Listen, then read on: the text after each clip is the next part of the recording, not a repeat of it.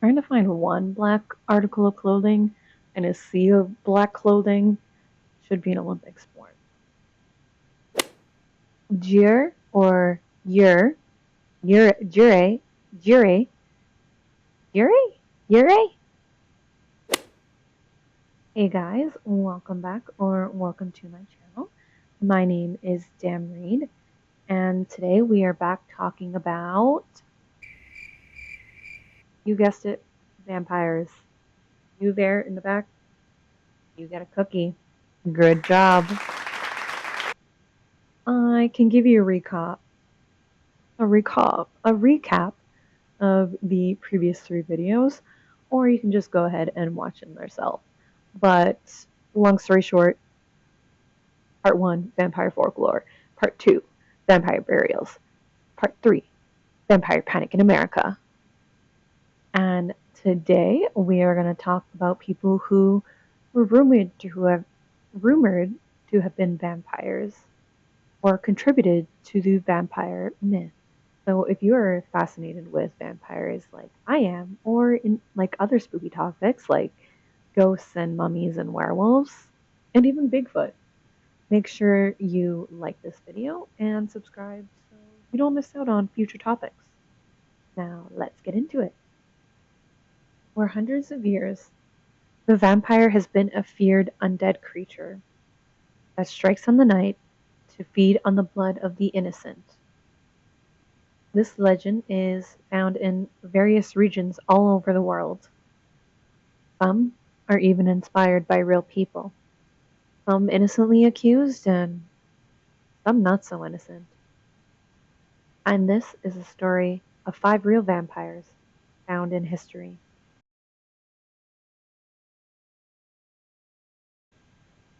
Jure Grando Alilovic. Jure, I'm gonna put the spelling at the bottom, and I don't think this is not Hispanic origin, it's like Slavic origin, so I'm not sure what the proper pronunciation rules are. Jure is considered to be one of the world's first vampires. He died of an unknown illness in what is now considered Croatia. But according to villagers at that time, he didn't stay dead. Legend says that Jure would come back and knock on the doors in the middle of the night. And then shortly after you received a visit from him, someone in that house would die.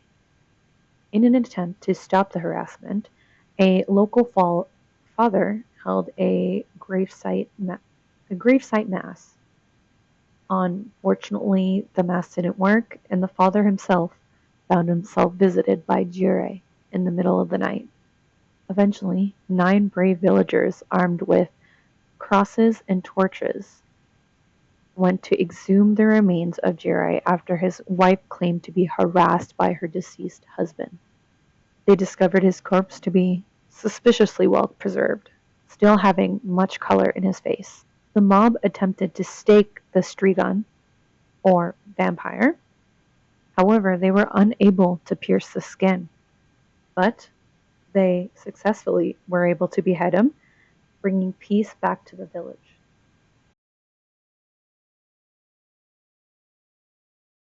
Another individual believed to come back from the dead was Arnold Powell. In 1725, Arnold Powell suffered a broken neck after a fall, resulting in his death. Shortly after, again, villagers reported seeing Powell around, and some of them would even die soon after. Just 3 months after his passing, he was believed to have been responsible for making 17 previously healthy villagers pass away from illness. In his lifetime, Powell himself reported to have been haunted by a vampire, but he was able to free himself from the harassment by visiting the grave of the supposed vampire and consuming the dirt from the grave. 40 days after his death, a Hadnak, or a member of the military, called for the exhumation of his grave. To their horror, his nails and hair had appeared to continue to grow. and there was fresh blood around his nose and mouth. The villagers then drove a stake through his heart, and legend says that the body let out a groan and began to bleed profusely.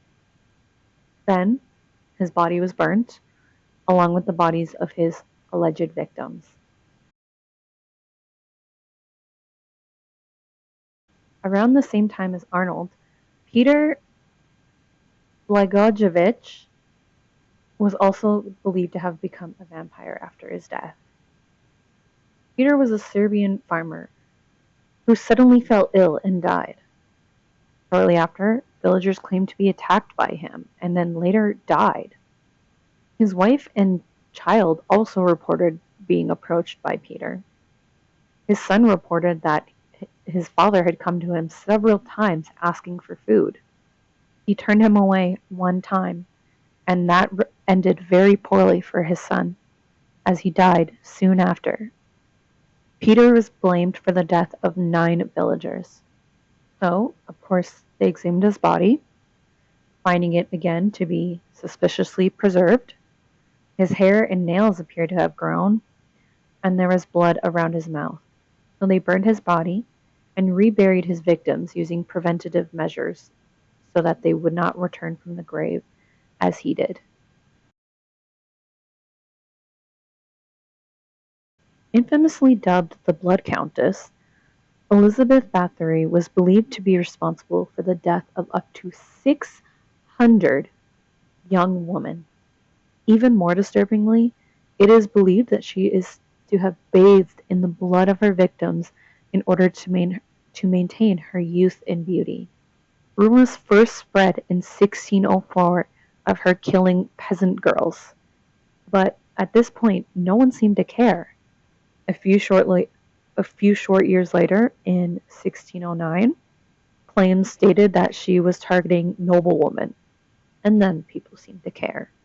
In 1614, she was arrested and formally charged for the murder of 80 girls, although the accomplices that were arrested with her claimed the number to be much, much higher. While her 3 accomplices were executed, Elizabeth was only imprisoned, although it wasn't much longer until she also died in prison. But the stories of her crimes lived on for centuries after her death. A Jesuit scholar transcribed and summarized the testimony of her accomplices. This is where the story of her bathing in the blood of her victims is believed to have started. And then, of course, other scholars just began to repeat it. In 1805, a German scholar said that she bathed in the blood for her own vanity and for the pleasure of her husband, although she continued the murders even after the death of her husband simply because she loved to inflict pain on her victims. It is likely that the Jesuit scholar introduced this whole bathing in blood thing because this was a time in which the fear of vampires was steadily growing, and he was attempting to demonize Bathory as she was a Protestant woman in power. Modern scholars debate whether she was guilty of murder, period, painting her as a victim of political conspiracy, which I may do my own video on her because it's really fascinating in general. So I'll put a pin in that. Let me know if you want a full video on her.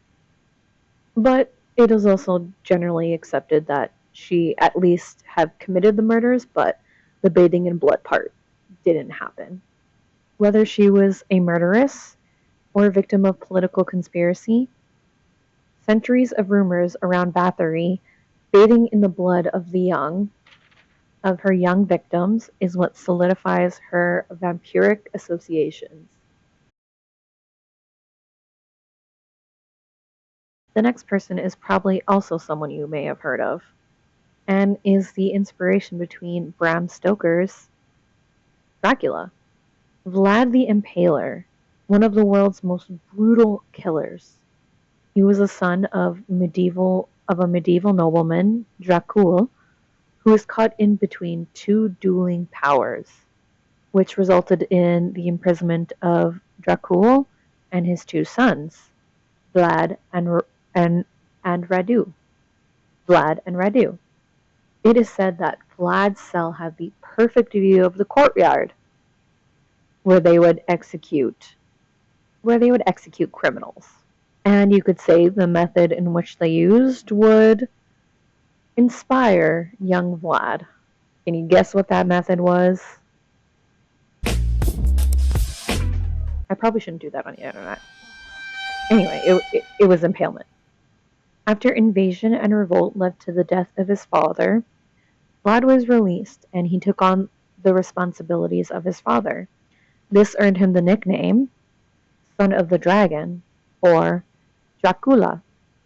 After he reclaimed the throne, he soon found himself in conflict with other nobles who controlled the country, some of which were the same nobles who had revolted against his own father. In an act of revenge, he invited them over to his castle under the ruse of a dinner. However, the dinner ended not in dessert, but with the nobleman being forced to rebuild his old castle. Those that were strong enough, of course, although many of those died of exhaustion. The old or weak were immediately executed through impalement, granting him the name Vlad the Impaler. He ruled brutally and violently, enforcing strict law and order through gruesome execution. He is said to have invaded a town, burning it entirely to the ground, and then impaling any survivors that he could find. No one knows how he died or who was even responsible. All we know is that his headless body was found in a field. Meanwhile, his story continues to live on centuries later. His story is made even more terrifying as, 300 years later? Due to the fact that an excavation of his grave by archaeologists in 1930s found it empty. No wonder Stoker used him as the inspiration for the world's most famous vampire. While these individuals were seen as being vampires or vampire adjacent, at the end of the day, these were just real people. Some of them were innocent of any wrong and unable to defend themselves. And unable to defend themselves from their accusers or the actions of their accusers. And some were just evil humans who did horrific things. It's hard to believe that they weren't a monster. But if there's anything that Scooby-Doo has taught us, it's that the real monsters are human. And that's all I have for you. I hope to see you back in the future for future videos. I'm thinking the next theme is going to be like the Satanic Panic, because I already have most of the research done, because that was one of my final papers was on the Satanic Panic, so I already have a bunch of research done for that. So all I gotta do is like script it out. So that will probably be next. If you like it, leave a like below, or if you like this video, make sure you go back and watch my previous videos and subscribe so that you don't miss future videos. Once again, I am Dam Reed, and I hope to see you soon.